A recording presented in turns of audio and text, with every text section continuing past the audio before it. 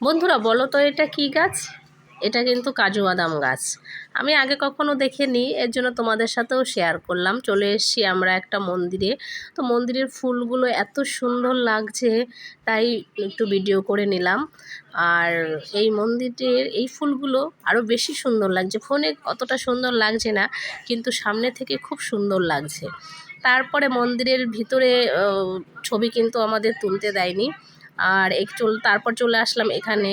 এগুলো বোট বলে না কি বলে আমি জানি না। এগুলো উঠলে এক একজনের 100 টাকা করে, কিন্তু এরা বেশি দূর নিয়ে যাবে না। এই যে নৌকাগুলো দেখা যাচ্ছে, এইখান দিয়েই ঘুরে বেড়াবে। কিন্তু আমার বর বলেছিল ওই যে দূরে গাছগুলো দেখা যাচ্ছে ওই অবধি নিয়ে গেলে উঠবো। আমরা 3 জনা ছিলাম, তা নিয়ে যাবে না। তারপরে এখানে বসে একটু পেয়ারা মাখা খাচ্ছিলাম, খুব সুন্দর হাওয়া ছিল। তারপরে চলে আসলাম আর একটা মন্দিরে।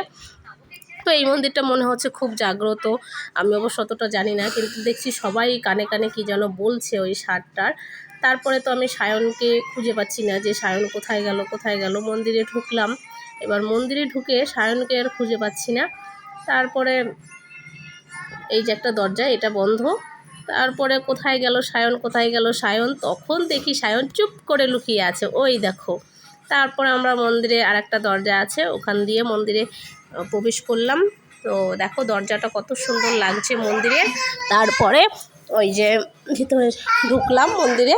তা ভিতরে ঢুকে দেখছি সবাই পুজো করছে। এই যে খুব জাগ্রত মন্দির দেখে মনে হচ্ছে।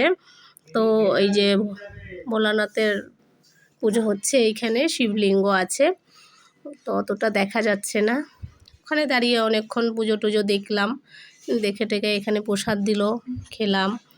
তারপরে বলছিল একটু সাইড করো, আরও সবাই তো আসছে। তো আমি আবার তারপরে একটু বাইরের দিকে আসলাম। এটা তো ঠিকই সবাই পুজো দেওয়ার জন্য দাঁড়িয়ে আছে, আর আমি ভিডিও করছি। তারপর আমি বাইরের দিকে আসলাম, একজন আবার একটু জল ছিটিয়ে দিল, শান্তির জল গায়ে।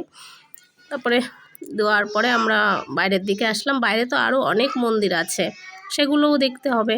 আর আমার বন্ধুরা মনে করো না অন্য কেউ ভয়েস দিচ্ছে, আমার ঠান্ডা জ্বর লেগে গেছে সমুদ্রে চান করে, তাই আমার গলার ভয়েসটা এমন হয়ে গেছে।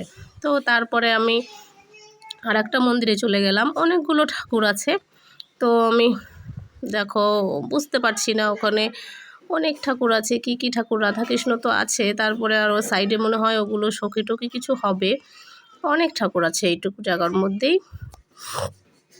এটার থেকে বেরিয়ে তারপরে চলে আসলাম আর একটা মন্দিরে। এখানে জগন্নাথ, সুভদ্রা, বলরাম আছে। তারপরে এই যে এটা কি বলে আমি জানি না, মাতা রানী কি অতটা আমি বলতে পারছি না, গণেশ আছে। তো এই ঠাকুরটা খুবই সুন্দর লাগছিল। তারপরে তো বেরিয়ে আসলাম। এই যে মন্দিরের চারি সাইডটা দেখো, চারি সাইডটা দেখালাম। তারপরে এই যে আর একটা ঠাকুর। তারপরে ওই দেখো গোল গোল কি, ওগুলো ওরা পুজো করছে, জানি না আমি ওগুলো কি ঠাকুর। তারপরে প্রচণ্ড গরম ছিল, এই যে নিচে শানটা, তো আমি জল দেখে ওখানে আবার একটু পা ধুতে গেলাম। তারপরে আমরা চলে আসলাম এই যে ঝাউ গাছ, এগুলো সব ঝাউ গাছ, এই যে দু সাইড দিয়ে অনেক বড় বড়। তারপরে এই যে সমুদ্রের ধারে চলে গেলাম, গিয়ে ওখানে একটু বসলাম, একটু আইসক্রিম টাইসক্রিম খেলাম। টাটা বাই বাই, ভালো লাগলে লাইক কমেন্ট করে দিও।